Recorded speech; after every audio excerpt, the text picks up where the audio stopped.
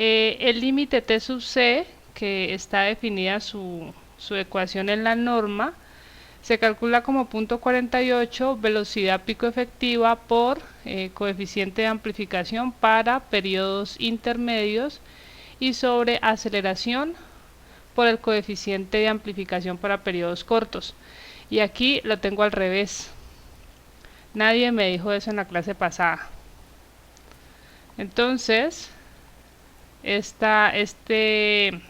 para este periodo que se calculó es punto 48 por A sub B por FB sobre A sub A por FA. Y creo entonces que me da menor según lo que me escribió uno de sus compañeros.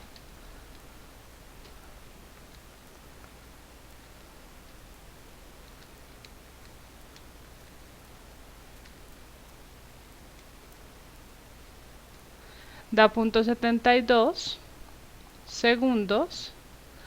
Entonces se debe corregir este valor, es punto 72. El periodo de la estructura si se conservaba, estaba dando punto 47.6.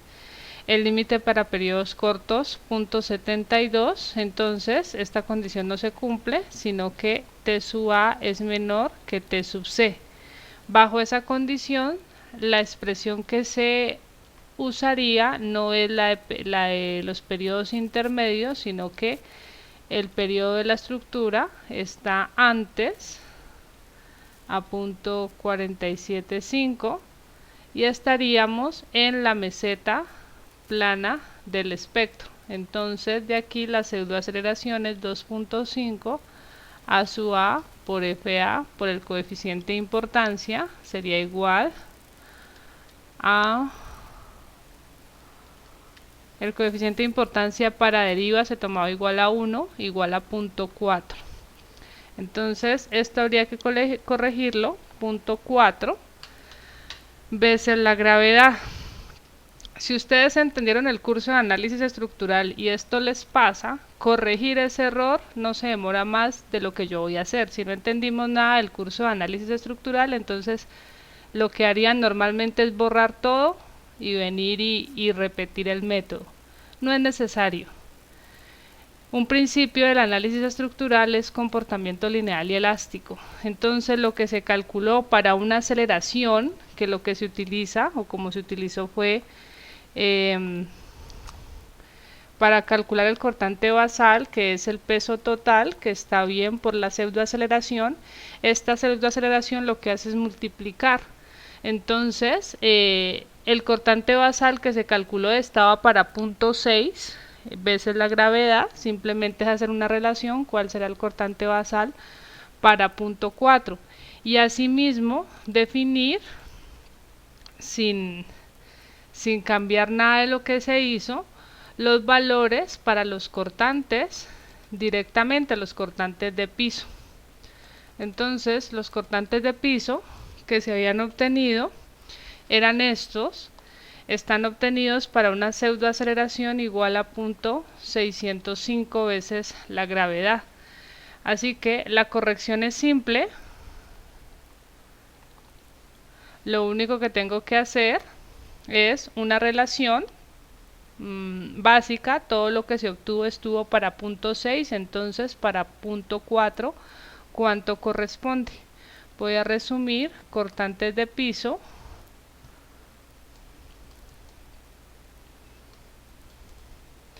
y nivel. Entonces en el nivel, este sería cubierta entre piso 1, entre piso 2, perdón, es en orden descendente, entre piso 3, entre piso 2, entre piso 1 y cimentación, pues que no tiene sentido. Así que voy a colocar aquí los cortantes que están para una pseudoaceleración de 0.605. Los valores que se obtuvieron fue 2155 7128, 4000. Ah, no, esas son las fuerzas sísmicas, perdón. Los cortantes están acá del otro lado. Bueno, cubierta si no cambiaba, 2155, entre piso 2, 9283. Siguiente, 14090, y en el entrepiso 1 el cortante basal, 16577. Así que los cortantes para la pseudoaceleración que corresponde, haciendo la corrección del periodo para límites cortos, es decir, una pseudoaceleración de 0.4 veces la gravedad, sería de forma correspondiente, necesito llegar a 0.4 y tengo 0.605, una regla de 3. Voy a dejar esto en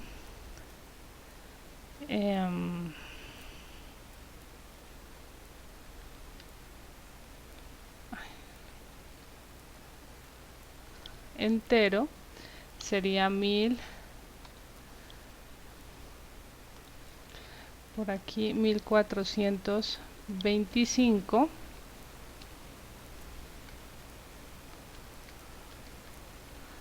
$6,138,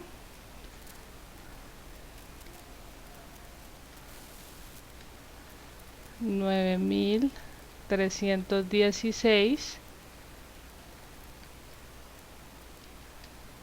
y 10.960.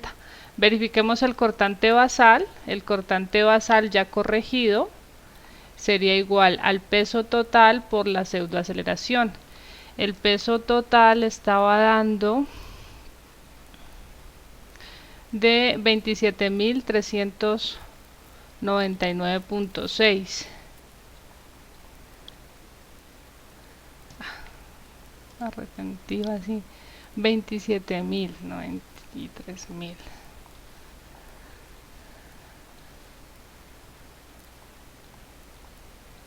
Punto 6 por la aceleración, que es 0.4 veces la gravedad. Ahí están los 10.960 kilonewton. Entonces no hay que hacer nada más, simplemente estoy aplicando comportamiento lineal y elástico, y esos serían los cortantes corregidos. De acuerdo a la condición, que se tiene que utilizar la expresión para calcular la aceleración en la meseta plana del espectro. Les había dejado como tarea, o sea, estos serían los cortantes que se obtienen para hacer el cálculo de deriva.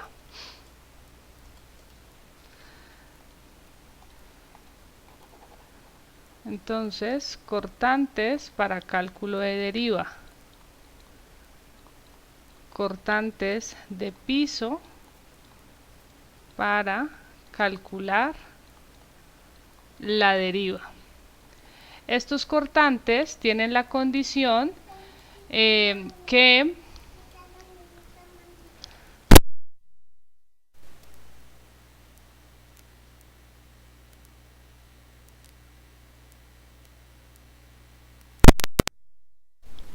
tienen la condición que el coeficiente de importancia es igual a 1 y LR es igual a 1 también, porque estamos utilizando un espectro elástico.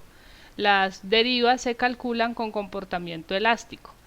La condición que seguía era, a partir de esos resultados, calcular los cortantes de piso para el diseño estructural.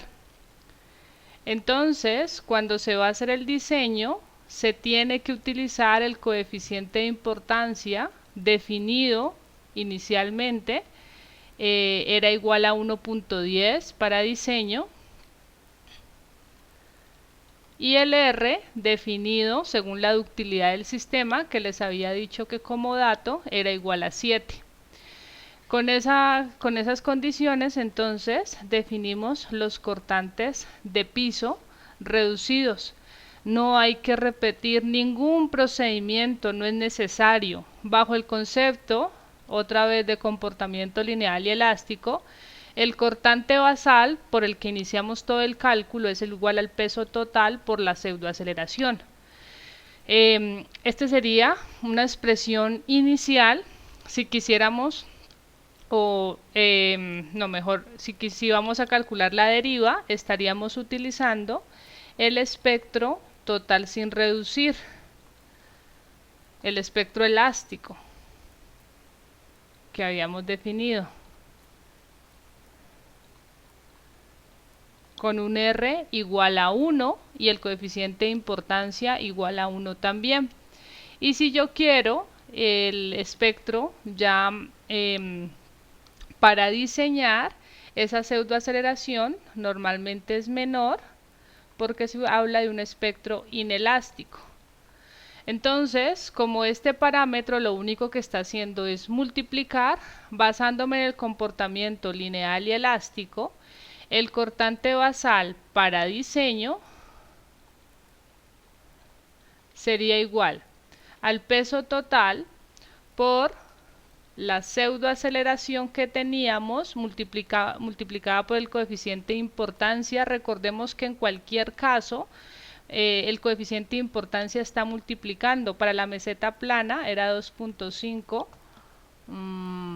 F sub A, aquí está, por A sub A por el coeficiente de importancia. En periodos intermedios también el coeficiente de importancia multiplica. El coeficiente de importancia lo que va a hacer es multiplicar. Entonces, 2.5 A sub A por FA por el coeficiente de importancia. Así que lo único que hago es multiplicar esto por el coeficiente de importancia y dividirlo entre el valor de R, porque la fuerza sísmica es igual, la fuerza sísmica de diseño es igual a la fuerza sísmica total dividida entre R. Entonces estoy metiendo todo en una misma ecuación porque en la ecuación solamente se está multiplicando, es peso por esa aceleración. Lo único que hago es afectar el valor de esa aceleración. Miremos cuánto da este término. Ya modificado sería igual a 0.4, que era la aceleración ya corregida, por el coeficiente de importancia, que es igual a 1.10, sobre R, que es igual a 7. Entonces, este valor me estaría dando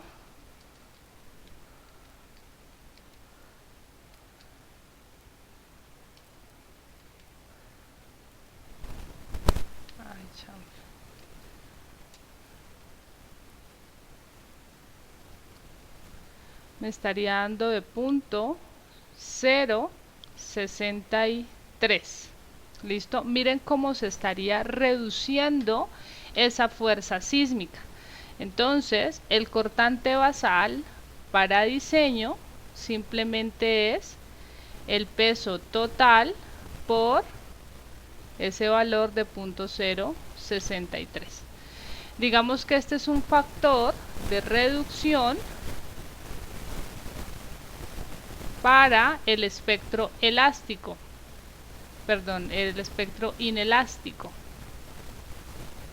Así que, como ese cortante de diseño, yo obtengo fuerzas sísmicas por piso, de las fuerzas sísmicas obtengo cortantes por piso, que es donde quiero llegar,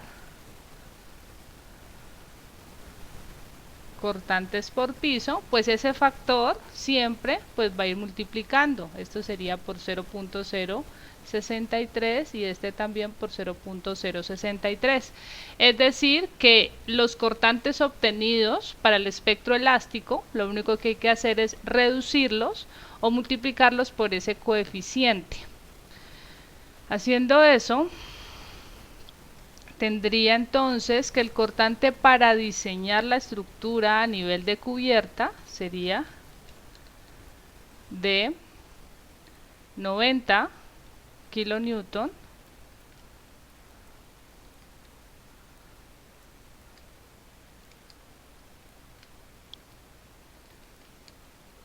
el siguiente de 387 kilonewton,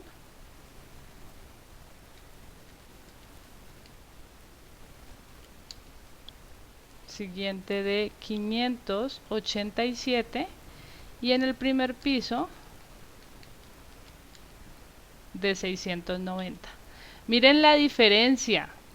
En realidad esta es la fuerza sísmica que se espera llegue a la estructura. Para esa fuerza sísmica solamente vamos a garantizar rigidez.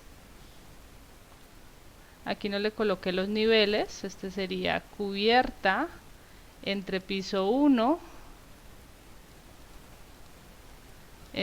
no entre piso 1 no, entre piso 3, entre piso 2, entre piso 1.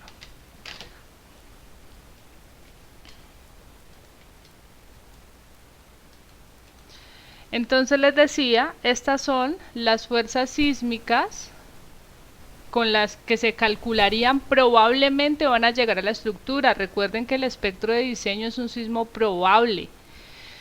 Eso sería lo que esperamos. Sin embargo, entonces la norma permite establecer que si usted le garantiza a la estructura cierta ductilidad, no es necesario que diseñe con toda esa magnitud, sino que solamente garantiza con estas fuerzas rigidez.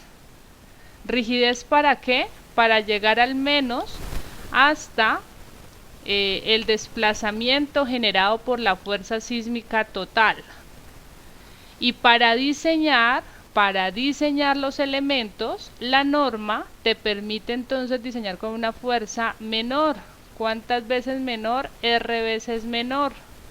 Una fuerza E, hasta ahí garantiza resistencia. Luego la norma te dice tu estructura no puede fallar, sino que con ductilidad tiene que llegar al menos hasta el mismo desplazamiento. Entonces, estas son las fuerzas con las que ustedes van a garantizar resistencia en el curso de estructuras 2, que ya es un curso de diseño. Allá de estas fuerzas, por ejemplo, a nivel de cubierta, la fuerza total era de 140 toneladas, pero para diseñar los elementos de cubierta, es decir, columnas, vigas que forman los pórticos en ese nivel, basta con que le des una resistencia para 90 kilonewton. ¿Qué pasa? Que cuando esos elementos lleguen a desarrollar esos 90 kilonewton no pueden fallar, sino que tendrán que empezar a deformarse, a disipar energía sísmica a través de deformaciones inelásticas, al menos hasta alcanzar la misma deformación como si se hubiera calculado la estructura con comportamiento elástico. Esa es la gran diferencia entre esas dos condiciones. Entonces, para que no se queden con el concepto de siempre hay que reducirlo. No. Usted tiene que saber si la estructura que está diseñando sí va a tener esa capacidad de reducir, de disipar la energía sísmica mejor a razón de 7 veces. Eso depende de la ductilidad que le vayas a garantizar. Entonces, aquí venía la crítica para la NSR 10, porque en la NSR 10 da lo mismo si usted va a diseñar una estructura en pórticos de un piso versus una estructura en pórticos de 20 pisos. La NSR 10 te establece que a ambas estructuras tiene que darle la misma ductilidad. Lo que experimentalmente y en teoría se ha visto es que no se pueden comparar ambas estructuras porque tienen un comportamiento dinámico totalmente distinto. La estructura de un piso es muy rígida, la estructura de 20 pisos es bien flexible. Esa estructura de 20 pisos que es bien flexible probablemente sí va a desarrollar toda esa ductilidad de 7 que el código ha establecido. Pero la de un piso es poco probable porque es tan rígida esa estructura, tan rígida que antes de que desarrolle la ductilidad que usted le puede colocar, porque usted a una estructura de un piso le puede colocar el acero que quiera. La condición es que sí logre con el sismo desarrollar esa ductilidad. Lo que se ha establecido es que no llegan, o sea, la estructura se vuelve tan rígida que soporta el sismo con una alta rigidez y cuando llega a su máxima capacidad simplemente los elementos ya están en su última instancia en que ya no pueden desarrollar ductilidad porque son fuerzas elásticas muy grandes. Esa es la crítica que hay para la NSR10. Es una crítica que tiene validez, porque en otros países se considera el periodo de vibración en estos cálculos, en Colombia no. Básicamente en Colombia ya sabemos que somos una copia, entonces mientras no se verifiquen esas copias de las normas en las que nosotros nos basamos, pues no se hará ninguna modificación al respecto, o mientras no se hagan investigaciones al respecto, pues todo queda igual. ¿Esa parte está clara para todos? Profe, Dime. yo tengo una duda. Es que cuando hallamos el cortante pues para la deriva, es pues el WT por la aceleración, pseudoaceleración. Entonces, para hallar el cortante por el diseño, no sé, es que yo lo había hecho solo multiplicando por I sobre R. Ujú. Entonces, o sea, el factor lo considero también con SA, ya el cortante de deriva ya no está considerando la pseudoaceleración. Es que yo aquí estoy haciendo el cálculo total.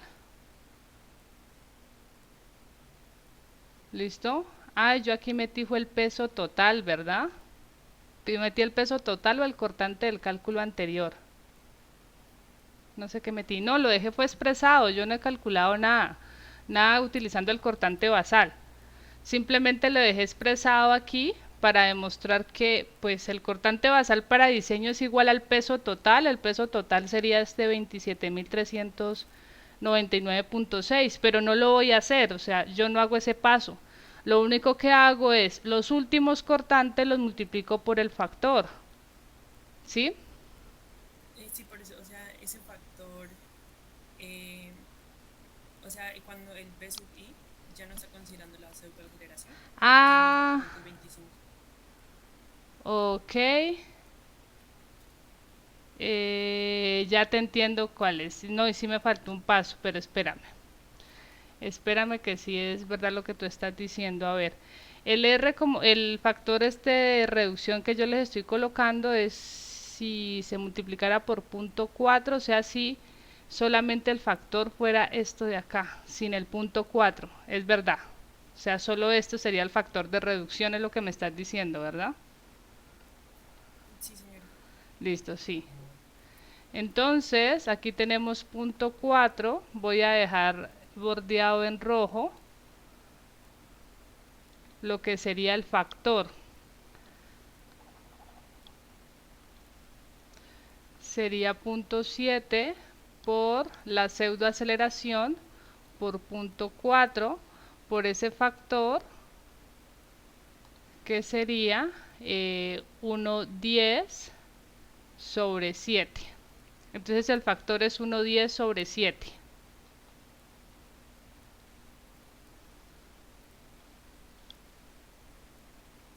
Factor de reducción sería 1,10 dividido 7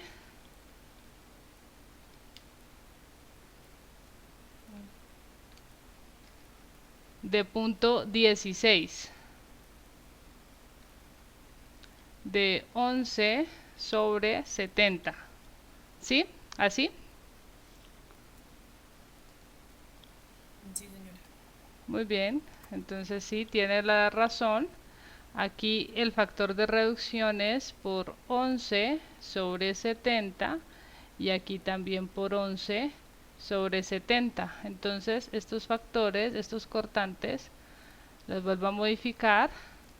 Sería 1425.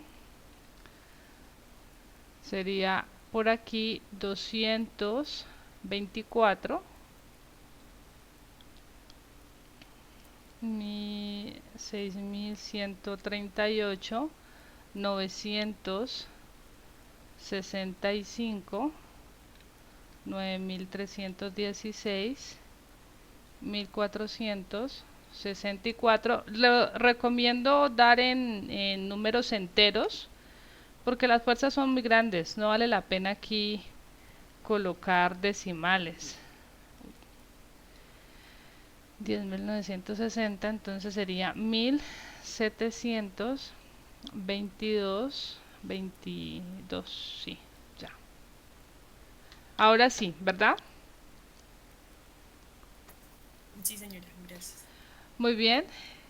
Bueno, entonces, esos serían finalmente los cortantes para calcular deriva, los cortantes para diseño. ¿Alguna otra pregunta?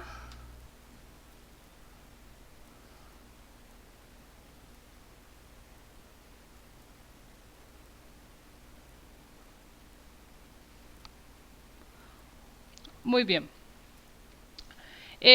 Hasta ahí tenemos una metodología con la cual podemos calcular los cortantes en los pisos de una estructura. Ese es un primer paso. Pareciera que ahí termina todo, pero no. Denme, yo les busco una estructura.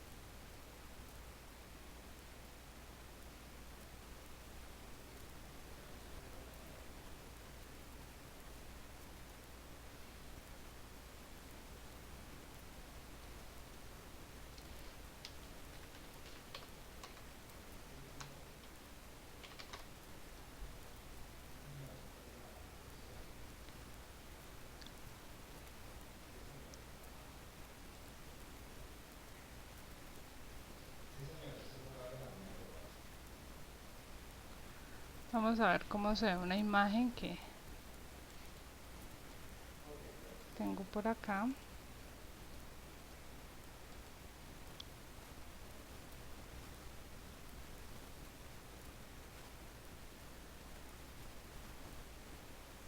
Okay.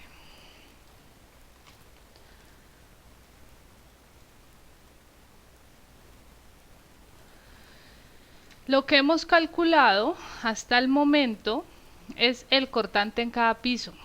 Entonces, cortante total, por ejemplo, para esta estructura de 5 pisos en este piso, cortante total en este cuarto piso, cortante total en este tercer piso y así.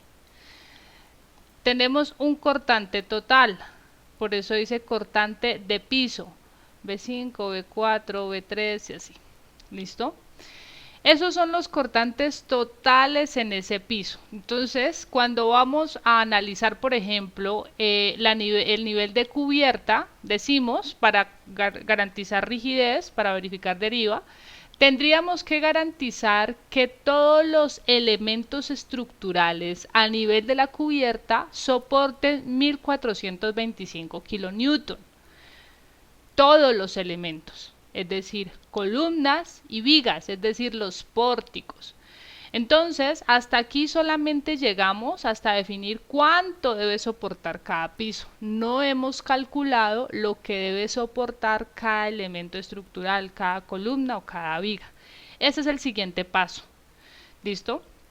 Por ahora es tener claridad de hasta dónde es el alcance de este primer procedimiento. Antes de pasar a definir el procedimiento restante, que igual ahí nos vamos a demorar bastante, voy a establecer cuáles son las restricciones que tiene el método de la fuerza horizontal equivalente. Las restricciones de este método están dadas en la NSR 10, en el capítulo A3 421, restricciones. Estos son los únicos casos en los que usted puede aplicar el método de la fuerza horizontal equivalente. Si bien es cierto que el método de la fuerza horizontal equivalente es un método que al día de hoy casi no se utiliza para diseñar, la mayoría de los programas tienen la rutina para hacer el método dinámico y el método dinámico se considera que es mucho más exacto. El método de la fuerza horizontal equivalente no se ha desechado porque se vuelve como un parámetro, porque el método dinámico en ocasiones puede dar fuerzas menores a las que da el método de la fuerza horizontal equivalente. Entonces lo que establecen los códigos es que este método es más como un un límite en el que vamos a decir, mira, si vas a diseñar con el análisis dinámico, puedes diseñar con él, pero tienes que garantizar al menos que tengas, que estés cercano a un 80 o a un 90% de el cortante calculado con el método de la fuerza horizontal equivalente, o sea, siempre se vuelve ahí como un parámetro. Les digo porque es que eso pasa, el dinámico puede dar cortantes menores. Entonces, este método de la fuerza horizontal equivalente lo que hace es fijarse como un límite inferior. Como les decía, normalmente casi no se usa, he visto muy pocos diseños en los que tomen el método de la fuerza horizontal equivalente para diseñar, pero se puede utilizar, la norma lo establece como un método de diseño, en el numeral A34 están establecidos los requisitos generales. Entonces, miremos cuáles son esas restricciones. Lo clasifica de acuerdo a la zona de sismicidad. Si vamos a diseñar en una zona de amenaza sísmica baja, ¿ustedes en dónde verifican la zona de amenaza sísmica? En un mapa general que tiene la NSR10 que yo les había definido cuando vimos las zonas de amenaza, o en la tabla si tenemos las ciudades capitales, te va diciendo cuál es esa zona de sismicidad. Yo les voy a colocar el mapa aquí como para que lo tengan presente, pero eso está de acuerdo a la zona de sismicidad que vimos cuando definimos aceleración y velocidad pico efectiva.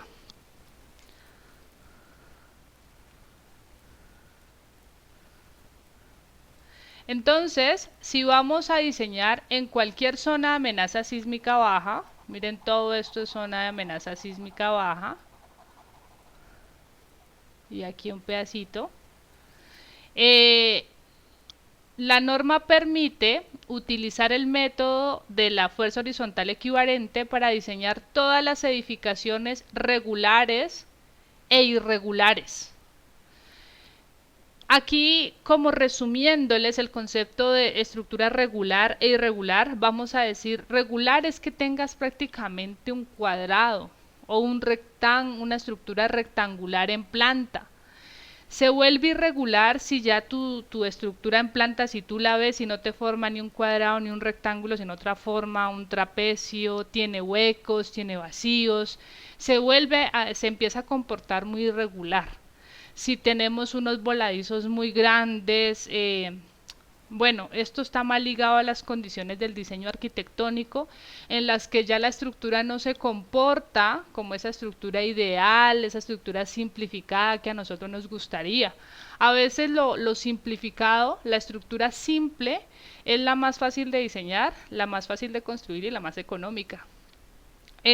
Arquitectónicamente le van colocando más irregularidades, voladizos, fachadas, bueno, que tiene que colocarle usted cables para poder coger esas fachadas, la estructura se vuelve pesada porque se vuelve irregular, y la irregularidad la castiga el método cualquier método de análisis sísmico la va a castigar porque su comportamiento es un poco errático.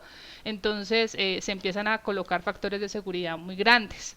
Así que, así en resumen les digo a ustedes, la regularidad es usted ve esa estructura por todos los lados y le parece que todo está muy bien distribuido. Si empieza a ver formas raras, esquinas raras, voladizos muy grandes, empieza a volverse muy irregular. Con exactitud, en estructuras 2 van a clasificar muy bien una estructura regular e irregular, fijándose en parámetros que establece la NSR10. Para este curso nos vamos a limitar a estudiar estructuras regulares. Las estructuras que yo les voy a dar van a ser estructuras regulares para que lo tengan en cuenta. Ya cuando vayan a diseñar, pues tienen que evaluar muy bien esa regularidad.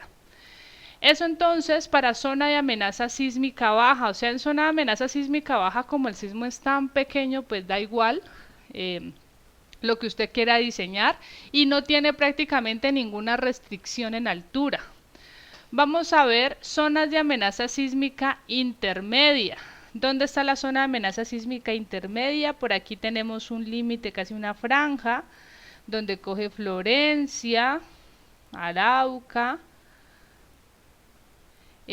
Por aquí tenemos Bogotá, Tunja, Medellín, Montería. Son zonas de amenaza sísmica intermedia, y por acá en la península zonas de amenaza sísmica intermedia. Entonces, en esas zonas de amenaza sísmica intermedia se establecen las siguientes condiciones. Puedes diseñar todas las edificaciones regulares o irregulares, igual que el caso anterior, pero deben pertenecer al grupo de uso 1, o sea, estructuras de uso normal, que ustedes ya saben cómo clasificar la estructura en los 4 grupos que tiene establecido la NSR 10. Entonces, solamente estructuras del grupo de uso 1. ¿Listo? Muy bien. Vamos a ver, siguiente condición. Acá ya habla de cualquier zona de amenaza sísmica, o sea, cualquier zona de amenaza sísmica baja, intermedia o alta, cualquier zona. Pero entonces pone la excepción de, excepto edificaciones localizadas en lugares que tengan un perfil de suelo tipo D, tipo E y tipo F, o sea, los suelos más malos. Ya les había dicho, Popayán, ¿qué suelos tiene? Si estamos, si somos afortunados, tenemos un suelo D. Si no estamos con tan buena suerte, nos vamos a un E. Es difícil tener un F acá en Popayán. Esos suelos F, que son como humedales, están más que todos en la costa pacífica.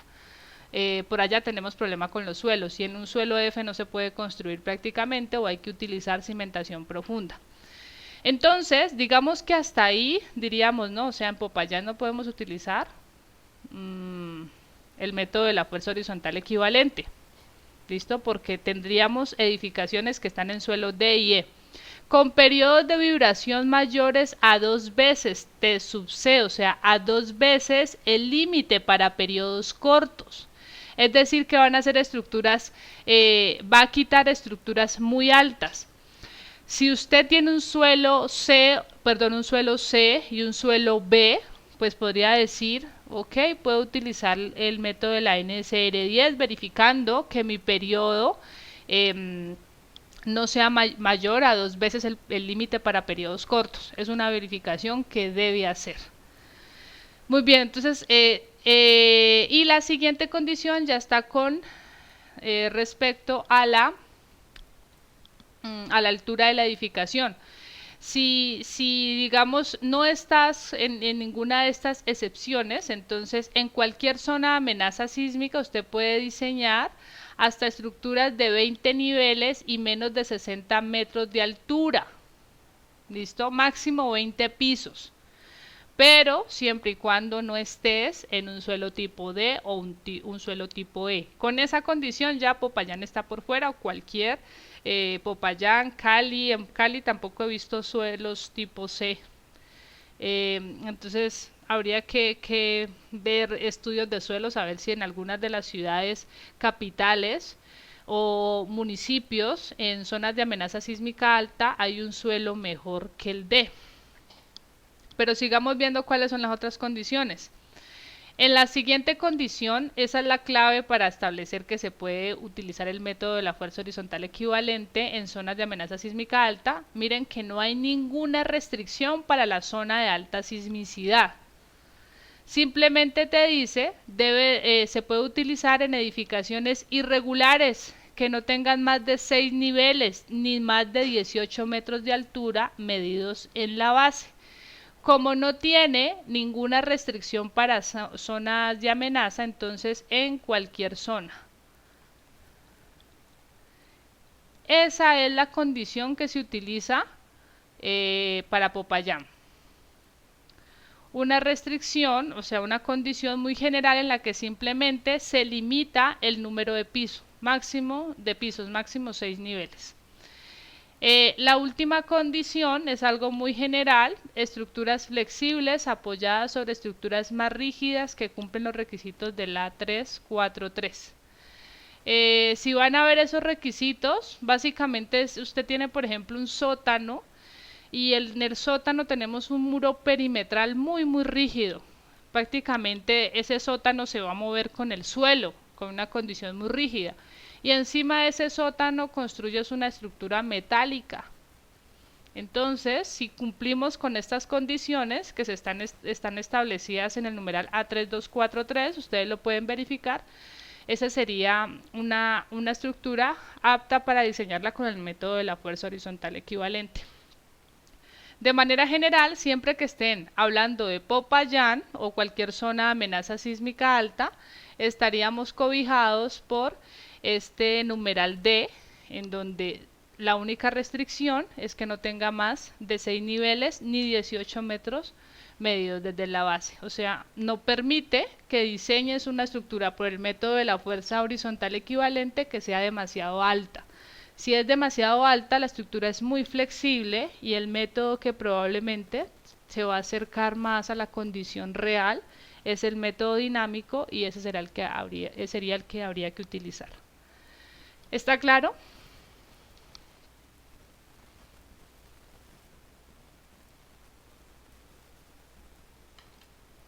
Sí, profe. Muy bien. Entonces, aquí vamos a hacer un paréntesis grande, porque con esto que acabo de explicar queda determinado el tema que se va a evaluar en el segundo examen.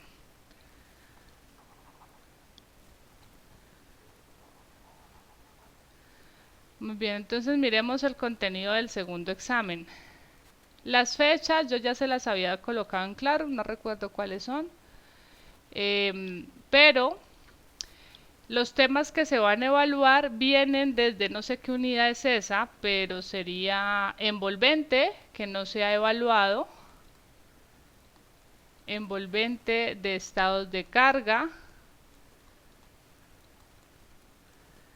Vamos a evaluar línea de influencia.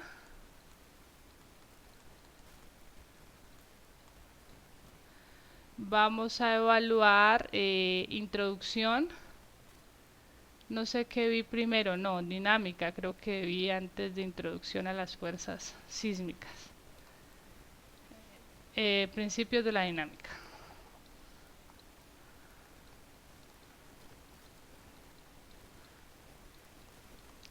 Principios de la dinámica, y vamos a evaluar la introducción al método de la fuerza horizontal equivalente.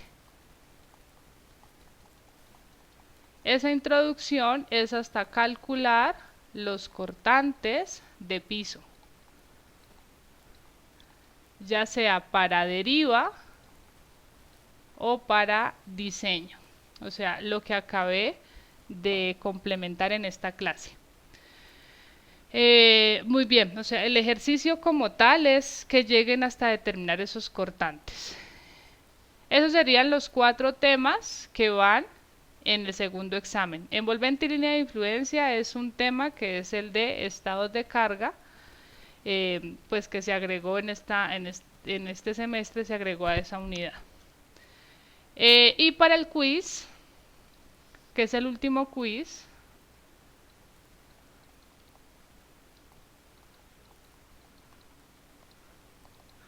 vamos a evaluar la introducción a las fuerzas sísmicas.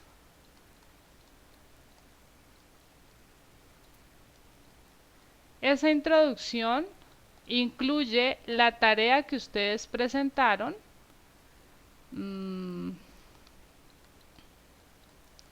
tarea donde había que consultar, hacer una consulta de algunas definiciones de los sismos y conferencias del evento del sismo de Popayán.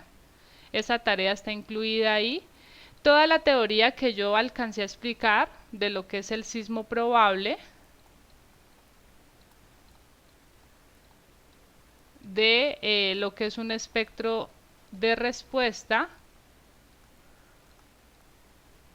y un espectro de diseño.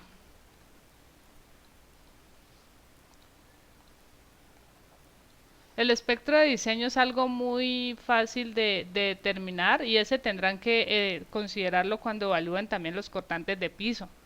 O sea, en esta parte ustedes tienen que tener manejo de todo para evaluar cortantes de piso, tienen que saber determinar el espectro de diseño. Esos serían los temas entonces a evaluar em, en en estas dos evaluaciones, valga la redundancia, segundo examen y último quiz. El quiz lo haríamos la siguiente semana, o sea, para el quiz hace tiempo tenían el contenido, tienen que volver a leer la tarea que entregaron. eh, y de ahí pues voy a preguntar algo. ¿Listo? Y lo que yo les expliqué de todas las condiciones del sismo probable, de cómo se define ese sismo probable para diseñar. Eso lo evaluaremos la próxima semana y no recuerdo para cuándo quedó el segundo examen. Ya entraríamos hasta lo que se acabó de ver hace un momento, incluyendo las restricciones que establece la NSR 10 para aplicar el método de la fuerza horizontal equivalente. ¿Está claro?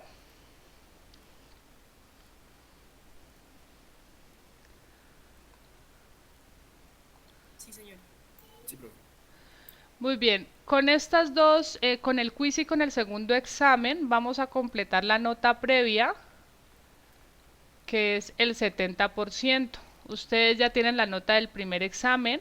A mí me hace falta esta nota del quiz, ya tengo la evaluación de todo, pero cuando ya tenga la nota del quiz les mando el promedio de lo que tienen en esa nota de actividades. Ya el que quiera revisar, pues va a la oficina para revisar lo que quiera cuando ya estemos presencial. Virtualmente no voy a mandarles nada, ya en la presencialidad.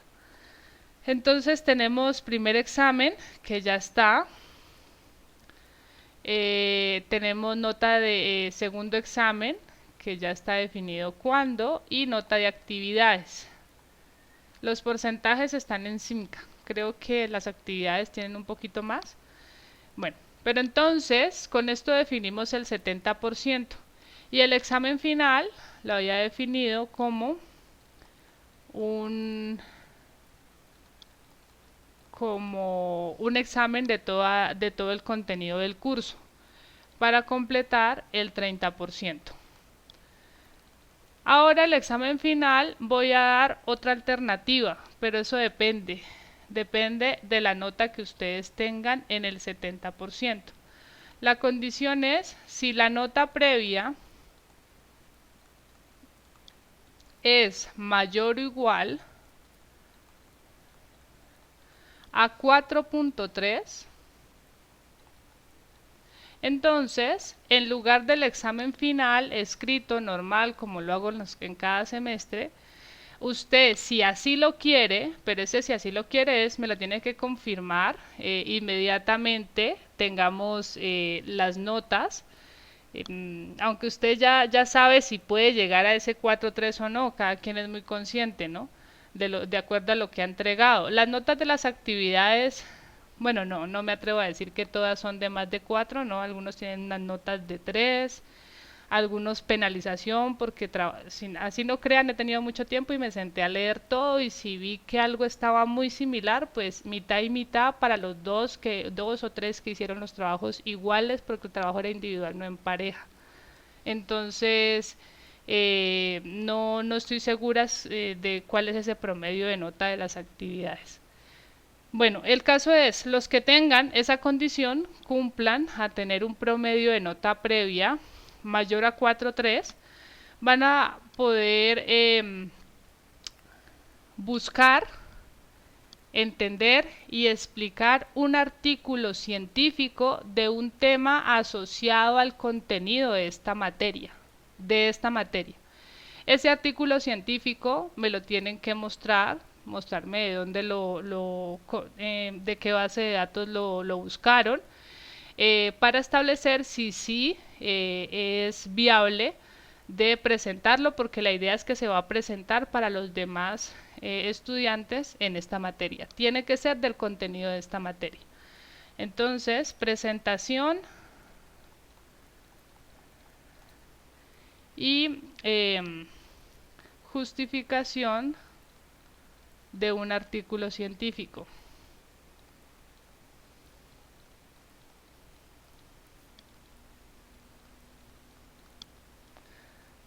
Sobre un tema de estructuras 1. ¿Listo? Esa es la condición para los que cumplan tener una nota previa mayor o igual a 4.3. Los que no, o los que simplemente digan, no, yo no voy a leer un artículo y menos lo voy a explicar, entonces presentan el examen final escrito sobre todo el contenido de la materia.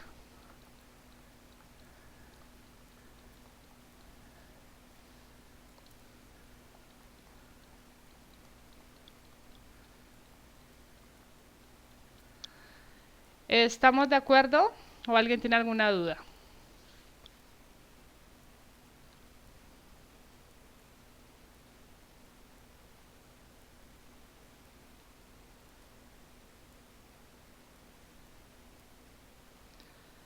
Muy bien, con ustedes tenemos el quiz de este jueves en 8 días. Hasta ahorita todo está que volvemos presencial. Nadie ha dicho que va a continuar virtual. Todo lo que he escuchado es la próxima semana volvemos presencial. Entonces, ese día haríamos el quiz. Yo creo que el viernes ya podría tener notas. Como les digo, ese quiz es el que me falta para cerrar la nota de actividades. Una vez yo suba la nota de actividades, usted ya puede establecer si es factible que llegue a C4.3 y puede tomar decisiones. Si quiere y se siente capaz, pues puede ir buscando el artículo y me lo va mostrando si quiere optar por esa opción. Entonces con eso quedan definidas las pautas para la evaluación, finalizar la evaluación de este curso. ¿Preguntas?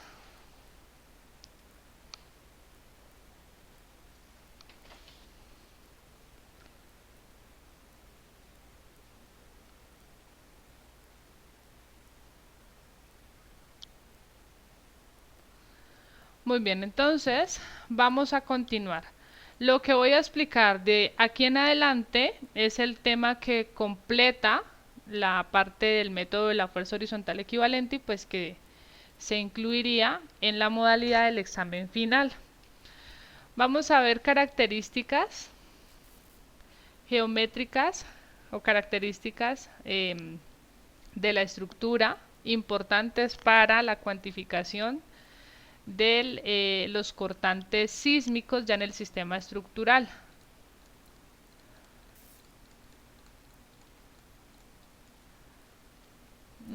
Llamémosla como, no es que no son todas geométricas, características de la estructura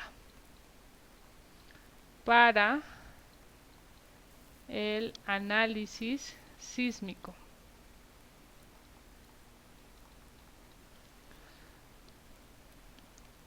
Muy bien. Las características importantes que se requieren establecer de una estructura para hacer la posterior distribución de los cortantes de piso en el sistema estructural de resistencia sísmica básicamente son tres. Centro de masa, asociado al centro de masa tenemos centro de corte, aunque al final vamos a establecer que el centro de masa es más importante que el centro de corte, y centro de rigidez. Esos tres puntos son tres puntos importantes que hay que definírselos a cualquier estructura. Cualquiera de esos tres puntos conforma un punto imaginario.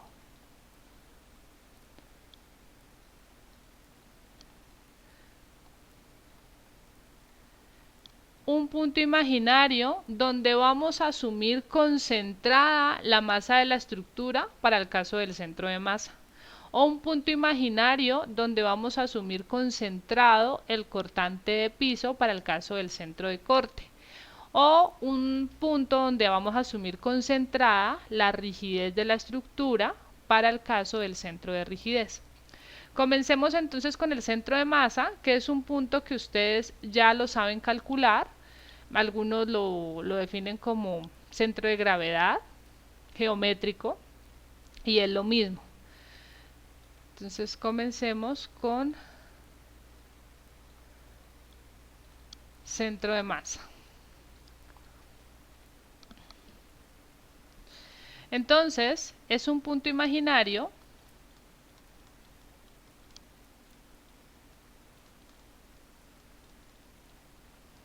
donde se asume concentrada la masa de la estructura.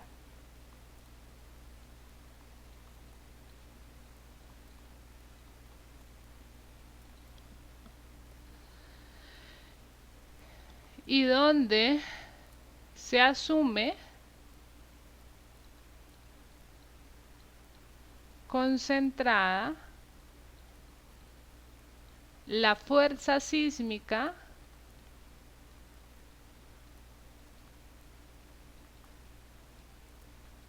F sub S sub I en el piso I. Muy bien. Entonces, si tenemos la siguiente distribución en planta de una estructura,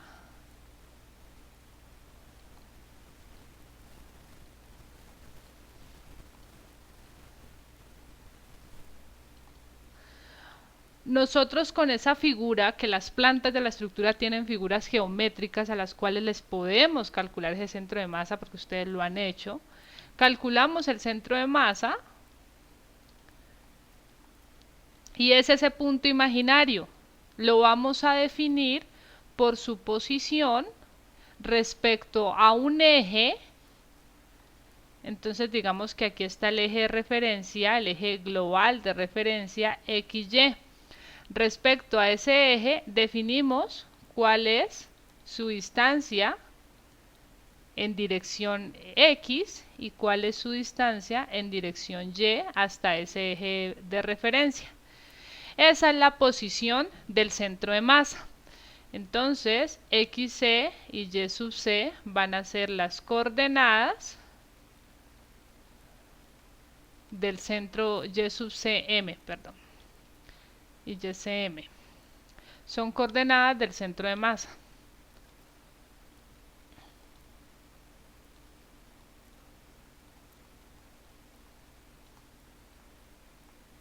Desde el eje de referencia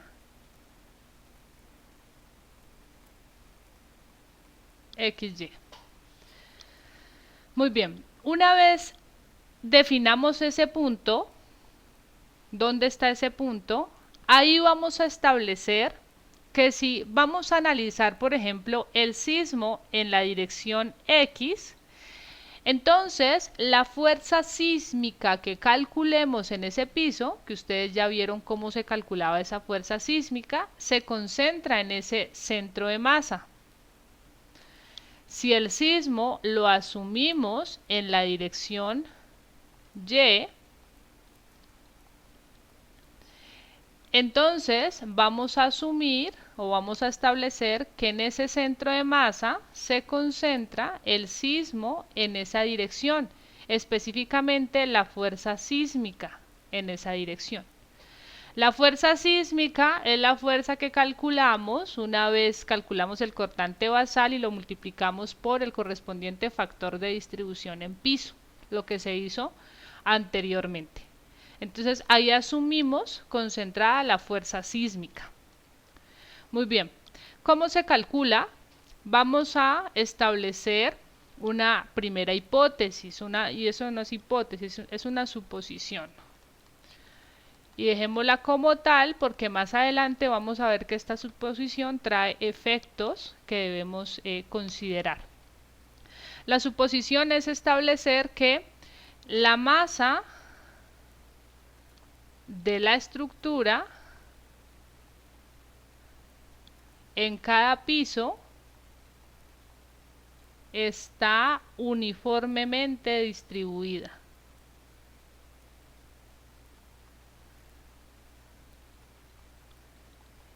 Esta es una suposición que va a afectar más adelante porque en realidad eso no es cierto.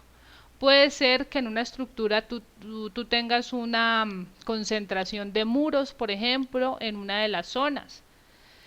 Si es un piso de una escuela, entonces donde están los salones tienes una concentración de muros y en los corredores o en un aula máxima no habrá muros y pues la concentración o la distribución de la masa no es tan homogénea, no es tan uniformemente distribuida. Después veremos esa suposición que trae. Pero bajo esa suposición, entonces, la posición del centro de masa en la dirección X la calcularíamos como la sumatoria del peso de cada área. Por ejemplo, si esta es un área rectangular, lo que pesa el área 1 por el área 2 o lo que pesa toda un área rectangular y el resto el vacío, como ustedes lo quieran determinar, por su posición hasta el eje de referencia, y esto lo dividimos entre el peso total. Esta sería una condición general para calcular ese centro de masa, pero asumiendo pues que el peso está uniformemente distribuido, yo lo puedo sacar de esa sumatoria, entonces me queda peso total de ese piso sobre peso total de ese piso, es una constante, por si quiero el peso total fue porque lo multipliqué por su correspondiente área, por la respectiva área, por su respectiva posición en X, entre el área total. Con esto, pues lo único que digo es que bajo la condición de considerar la masa uniformemente distribuida, la saco como constante y simplemente el centro de masa es una función o queda como una función del área. ¿Listo? De cada área. Esta es la forma general para calcular centro de masa y así es como ustedes lo han hecho desde estática, creo yo. De forma correspondiente, la posición en Y se calcularía entonces como la sumatoria de cada área por su correspondiente posición en Y sobre el área total.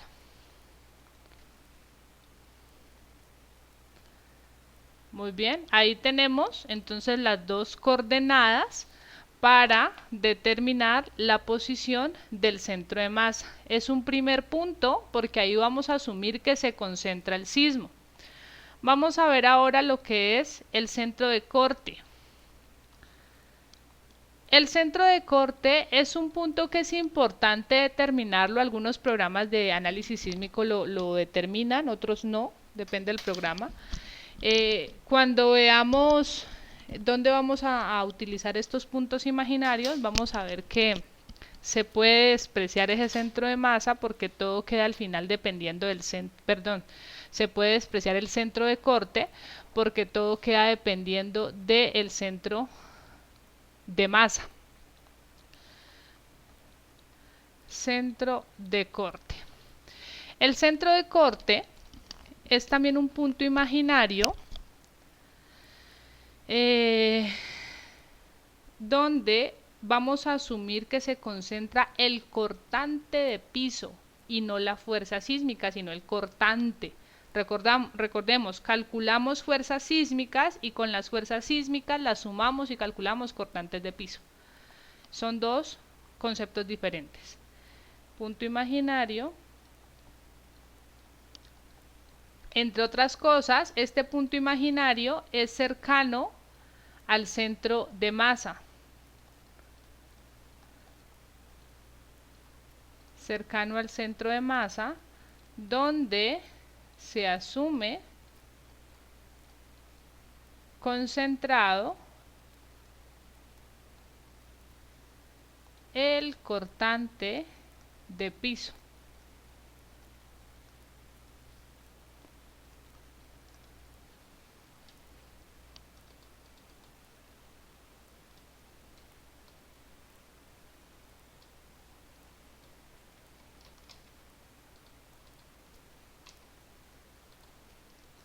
Muy bien, entonces tenemos la misma planta del caso anterior. Voy a dejar ahí el puntico del centro de masa. ¿Cómo vamos a calcular el centro de corte?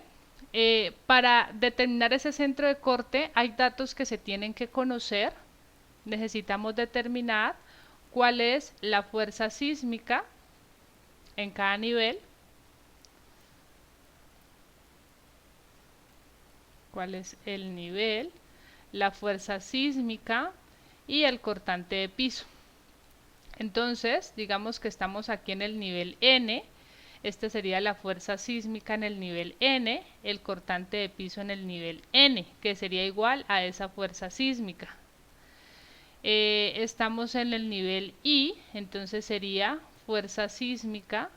No conviene colocar N porque los quiero sumar. Permítame, digamos que tenemos 3 pisos. 3, 2, 1. Fuerza sísmica del piso 3, fuerza sísmica del piso 2, fuerza sísmica del piso 1. Estas se calcularon distribuyendo el cortante basal en cada piso.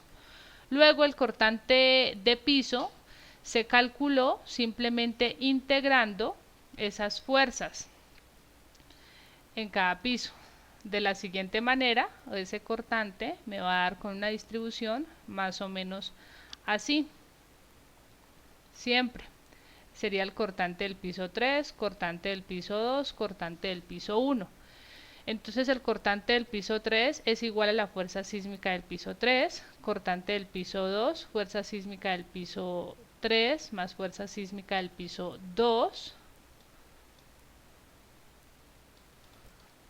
más fuerza sísmica del piso 2 y cortante del piso 1 es igual al cortante basal o a la sumatoria de todas las fuerzas hasta ese nivel. Muy bien. Esos son los datos que se tienen hasta este punto. Las fuerzas sísmicas se concentran entonces en el centro de masa. El cortante lo vamos a calcular en el centro de corte. Es un punto que va a estar cercano al centro de masa. Dependerá de muchas cosas, ya vamos a ver cómo se calcula. Digamos que va a estar cercano. Este es el centro de corte. En ese centro de corte, entonces, vamos a asumir concentrada la acción del sismo. Si el sismo está en la dirección X, vamos a asumir concentrada la acción del sismo, pero no en términos de fuerza, sino de cortante. Entonces ahí se va a concentrar el cortante de piso en la dirección X. Y si el sismo está en la dirección Y, ahí asumimos concentrado el cortante de piso en la dirección Y. Esa es la condición del centro de corte. Ahora, las coordenadas que definen su posición, pues van a ser a partir del mismo eje de referencia que se obtuvo el centro de masa, tendremos X, C y Y sub C.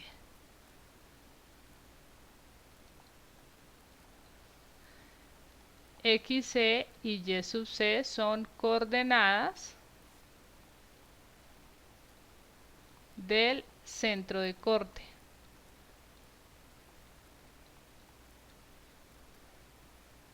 Desde el eje de referencia XY. Muy bien, ¿cómo calculamos esa posición del centro de corte? La expresión va a ser la siguiente. Va a ser igual a sumatoria desde I igual a 1 hasta N de la fuerza en el nivel I por su correspondiente posición del centro de masa en ese nivel. Aquí no es igual a 1, simplemente desde I. Entre el cortante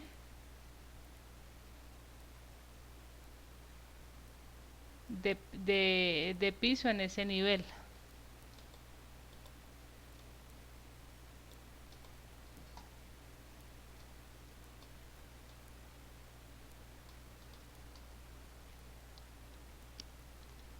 Muy bien, esta sería posición del centro de corte en X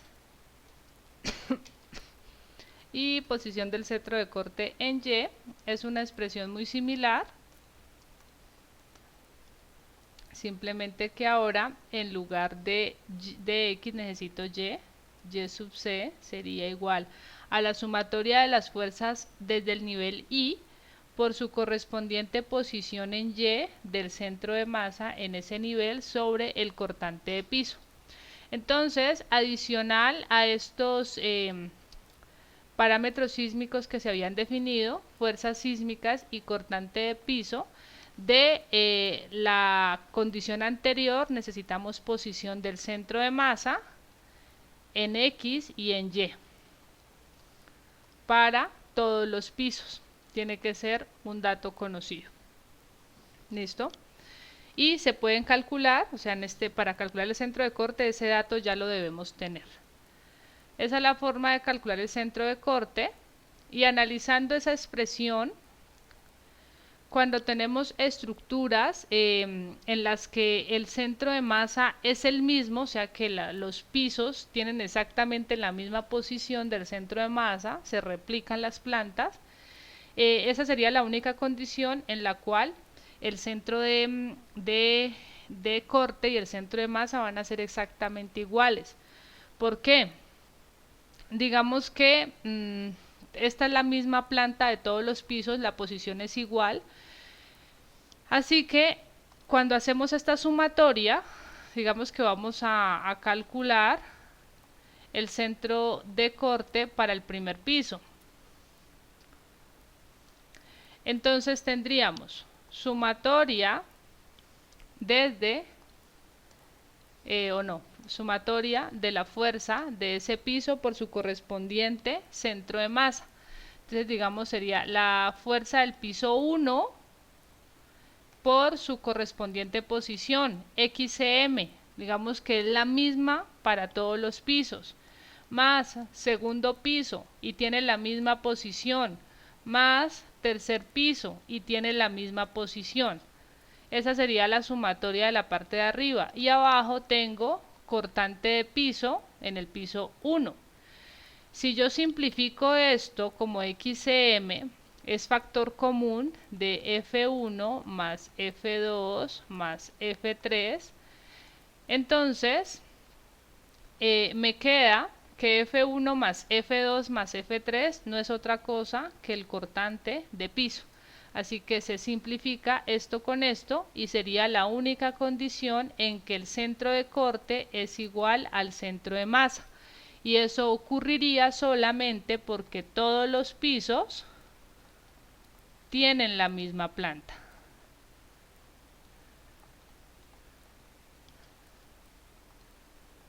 Y por consiguiente la misma posición del centro de masa.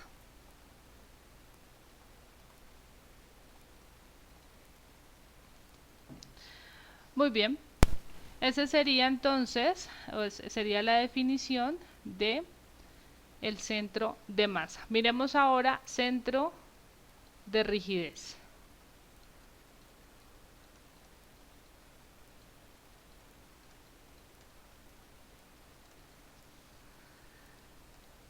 El centro de rigidez se define también como un punto imaginario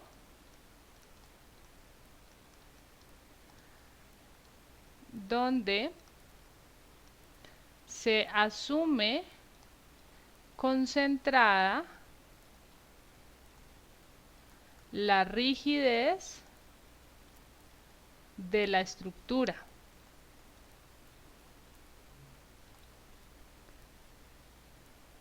Y donde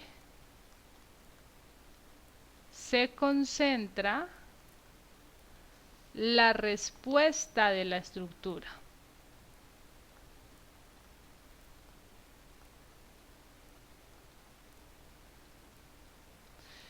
Todo esto que grafiqué anteriormente es la acción. Esta es la acción del sismo, acción del sismo. Entonces, es la acción producto de una fuerza inercial generada por el peso de la estructura y la aceleración del sismo. Ahora mi estructura tiene que responder. La forma en la que la estructura responde es con rigidez, con resistencia. Inicialmente con rigidez. Así que a mí me interesa saber en qué punto puedo establecer que se concentra esa respuesta de la estructura.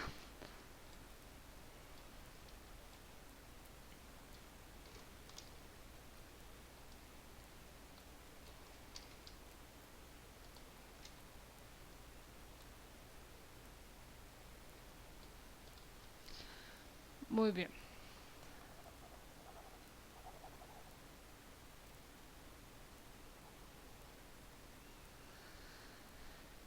Ok, entonces dejemos el centro de corte, el centro de rigidez. Recordemos, el puntico naranja es centro de corte, el punto verde es centro de masa. Y ahora vamos a hablar del centro de rigidez. Para establecer en dónde se concentra el centro de rigidez, usted tiene que conocer el sistema estructural de resistencia sísmica. Ustedes ya saben cuál es el sistema estructural: pórtico, muro o una combinación, dual o combinado. Conociendo ese sistema estructural y su localización, entonces digamos que tenemos la siguiente distribución de ese sistema. Aquí tengo una columna, aquí tengo otra columna, otra columna, otra columna.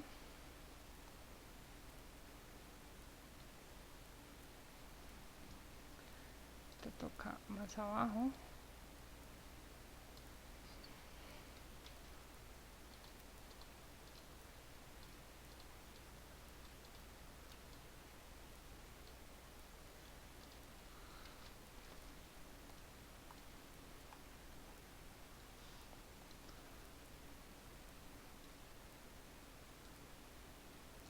Ahí tengo, estoy indicando las columnas.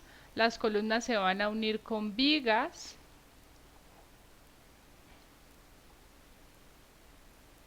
para formar pórticos.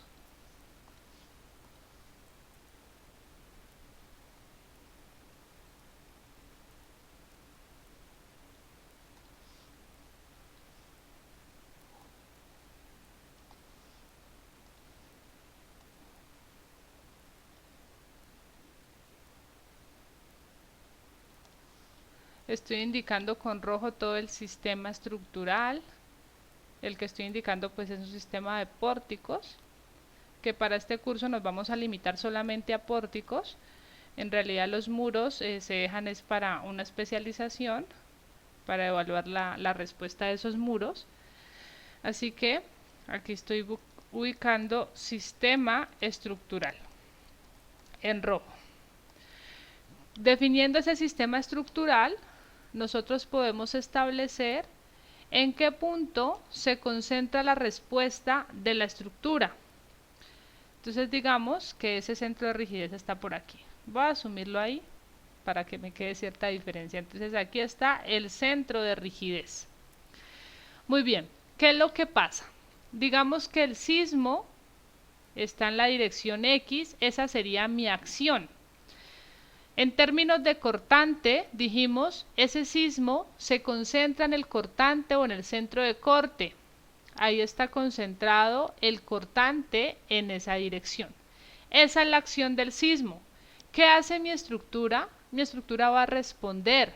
¿Cómo responde? Con una fuerza de la misma magnitud en sentido contrario. Entonces, contrario a Bx, aparece otra fuerza hacia la izquierda de igual magnitud. Ahí es donde asumo responde mi estructura. ¿Listo? Así que esa es la importancia del centro de rigidez y viene asociada a la respuesta de la estructura o a la reacción. Esa posición del centro de rigidez también la vamos a definir con base en dos distancias, una posición respecto al eje X, XCR, y otra posición respecto al eje Y, YCR. Ok, entonces con esas coordenadas XCR y YCR yo puedo definir la posición del centro de rigidez.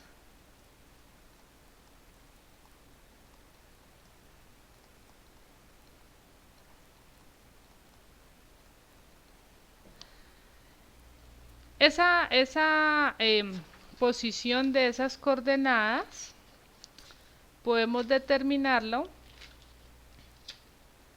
con una expresión en la que comparamos un sistema de resortes.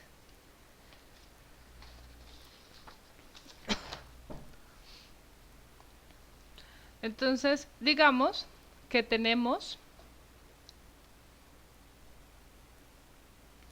un sistema, a ver, denme un momento, no que no me vaya.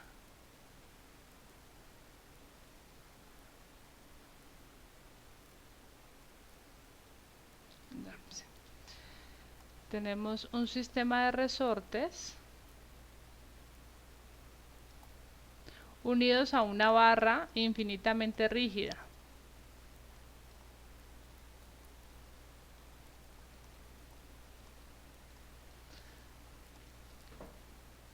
Los resortes en paralelo los voy a unir a esa barra.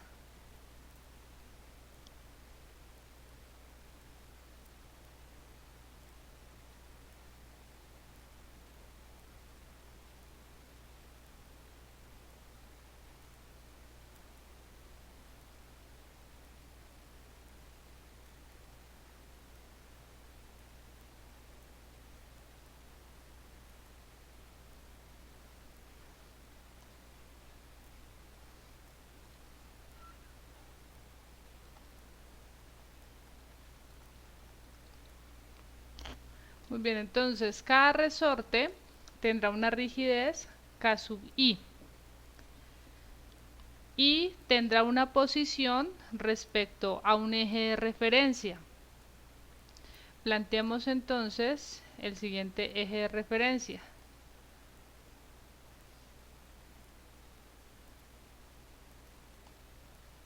¿Listo? Este sería el eje Y para este caso. Entonces, respecto al eje Y, yo voy a establecer que, por ejemplo, ese resorte tiene una posición X sub I. Y así cada resorte tiene su misma posición. Si a ese sistema de resortes yo le aplico una fuerza, que esa vendría siendo la acción, o sea, el sismo, mi estructura responde y responde con una fuerza equivalente en la misma dirección, perdón, de la misma magnitud y en dirección contraria. Entonces, a esa fuerza de reacción o esa fuerza de reacción es la que yo quiero establecer en donde está concentrada. Esta es la reacción.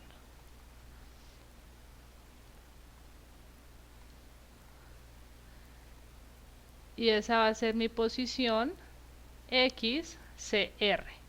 Ahí va a estar concentrada la reacción de mi estructura con base en que esa reacción está en función de lo que aporta cada resorte. Muy bien, si los resortes cumplen con cierta disposición, vamos a establecer lo siguiente. Digamos que este sistema sufre una deformación delta. Y analicemos qué le pasa a uno de esos resortes, solamente a uno. Tenemos un resorte que se va a aplastar, una cantidad delta.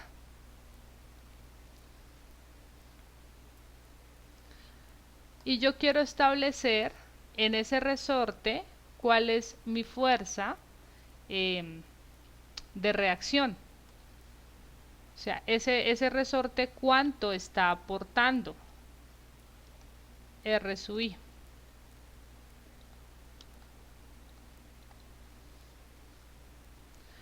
Por principio de rigidez, puedo establecer simplemente que la rigidez de ese resorte, si tiene ese resorte comportamiento lineal y elástico, la rigidez de ese resorte es proporcional a la fuerza de reacción entre la deformación en el resorte. Es decir, que la reacción es igual a la rigidez del resorte por su correspondiente deformación. Esta es, digamos, la resistencia o la reacción en cada resorte, en un resorte.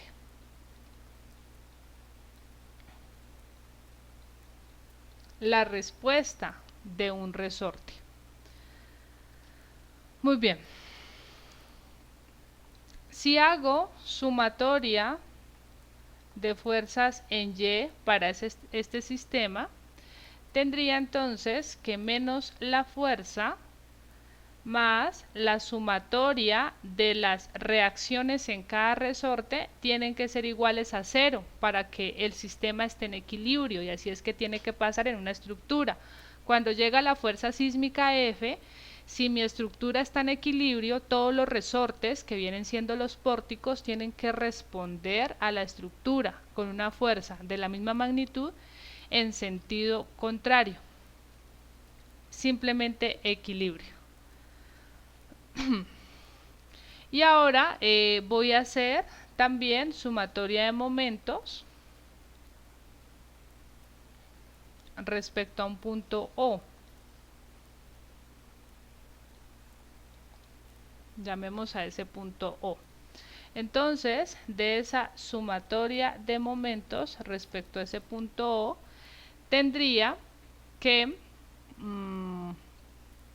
la fuerza aplicada a la estructura, donde está la acción y también la reacción de mi estructura, por su correspondiente brazo,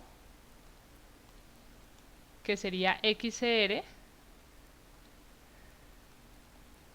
que es la posición del centro de rigidez, menos la sumatoria de lo que responde o reacciona, con lo que reacciona cada resorte por su correspondiente posición, tiene que ser igual a 0.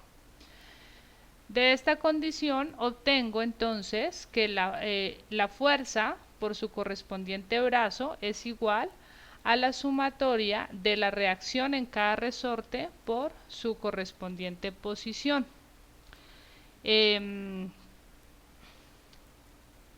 Y ahora simplemente despejo, por lo tanto,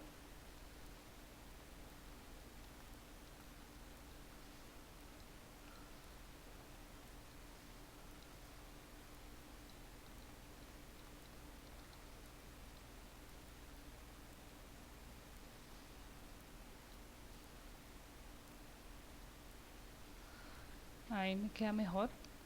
Por lo tanto,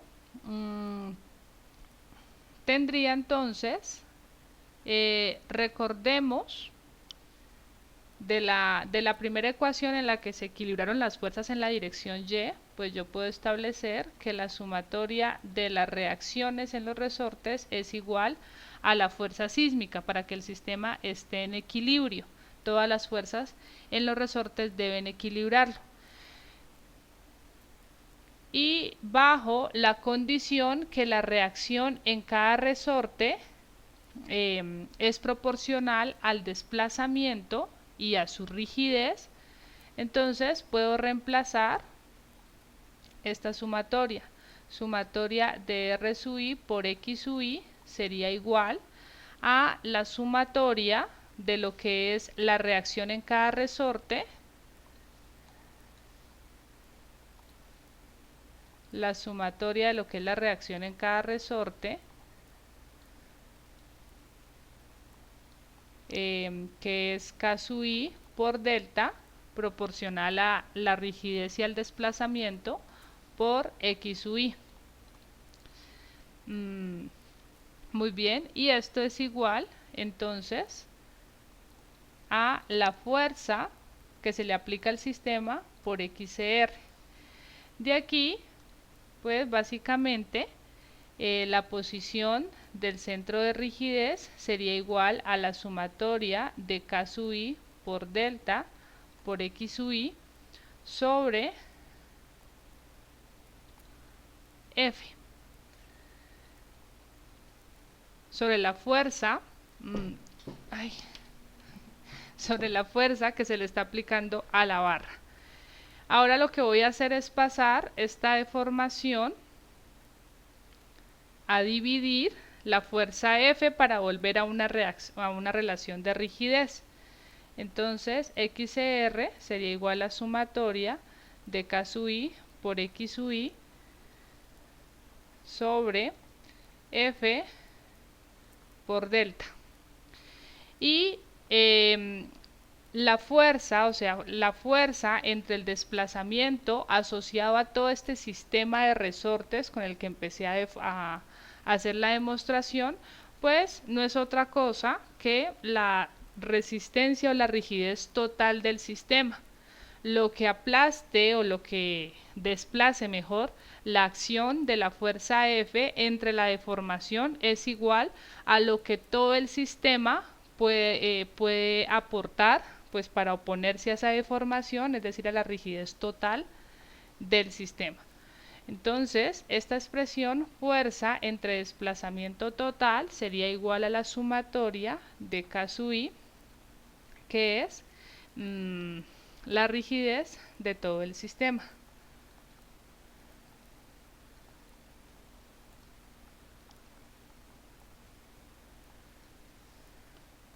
De ahí, XCR sería sumatoria de K sub I por X sub I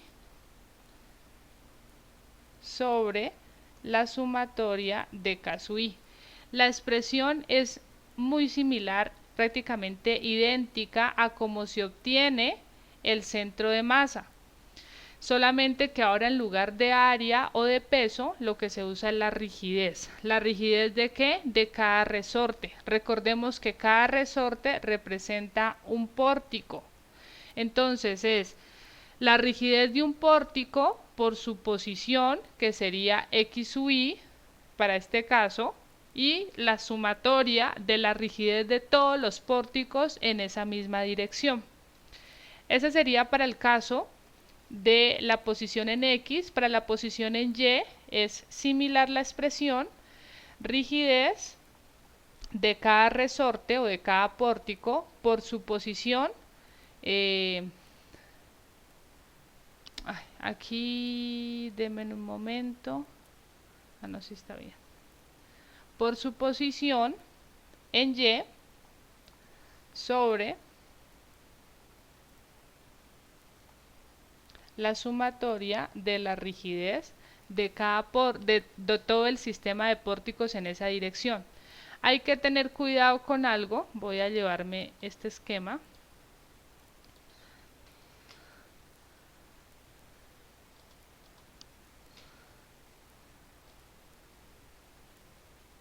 Voy a ampliarlo.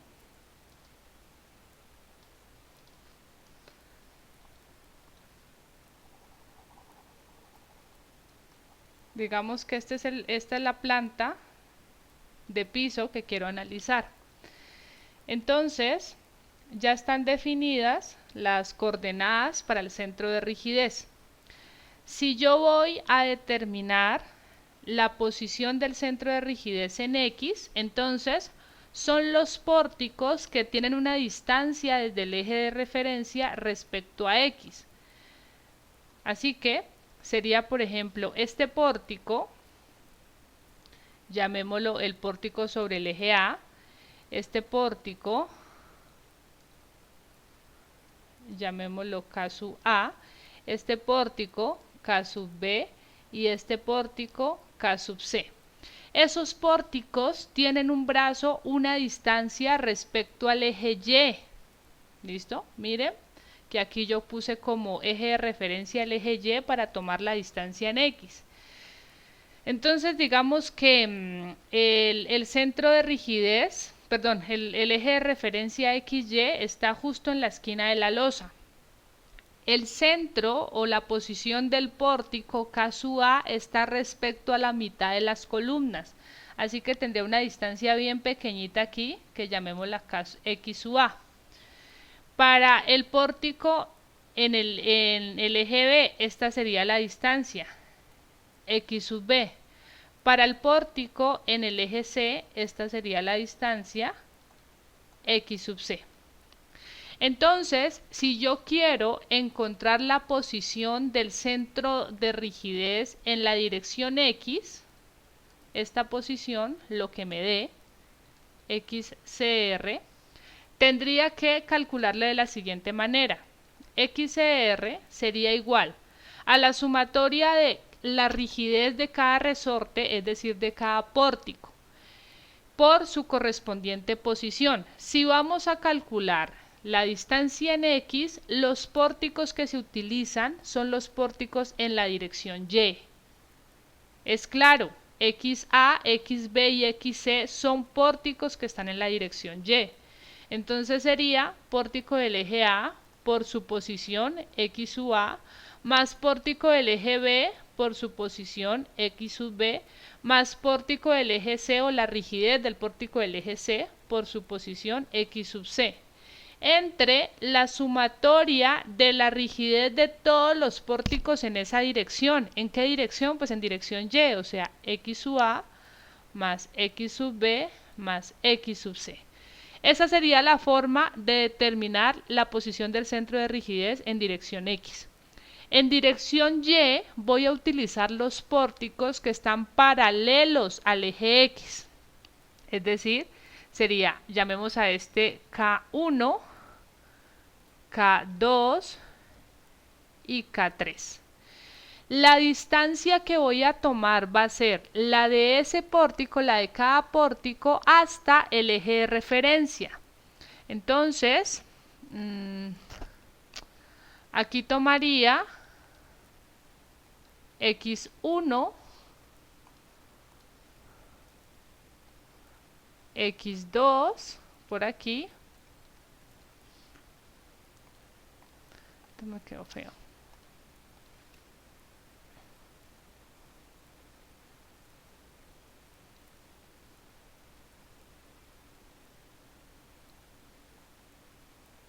X1 por aquí, X2 y X3.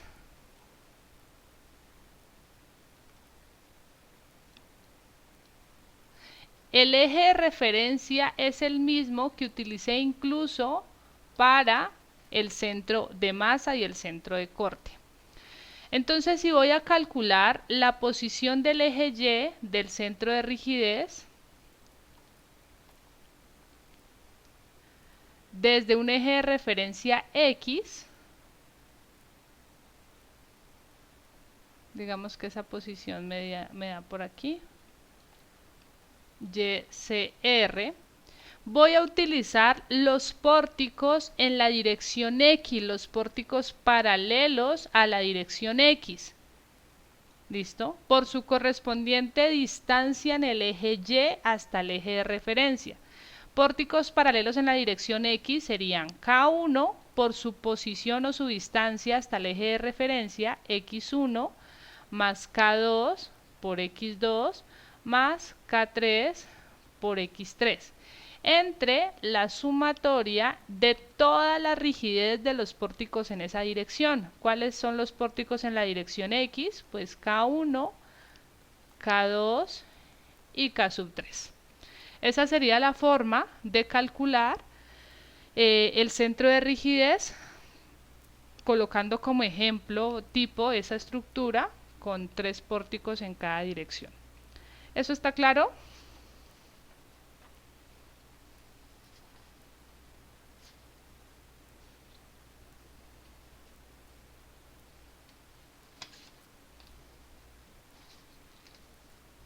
¿Preguntas?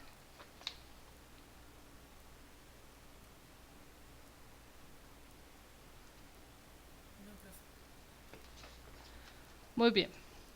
Esas son las características principales que debemos conocer de una estructura. En Classroom estoy segura que hay diferentes ejercicios, incluso los que eran de evaluar cargas. Ahí está la planta de cada piso, está la localización de las columnas. Son ejercicios con los que ustedes pueden verificar que comprenden bien esta localización de estos puntos, del centro de rigidez, centro de masa y centro de corte. Entonces los pueden utilizar pues como material de estudio. Aquí ubicaríamos centro de rigidez. Esas propiedades son importantes determinárselas a una estructura. Si uno pudiera decir son propiedades geométricas, aunque no estoy segura si el centro de rigidez también se define como una propiedad geométrica, podríamos decir que sí, porque está ligado a la posición de cada pórtico. Pero esos puntos son fundamentales para analizar lo siguiente, que van a ser los efectos generados por el sismo en una estructura. Miremos de qué se trata.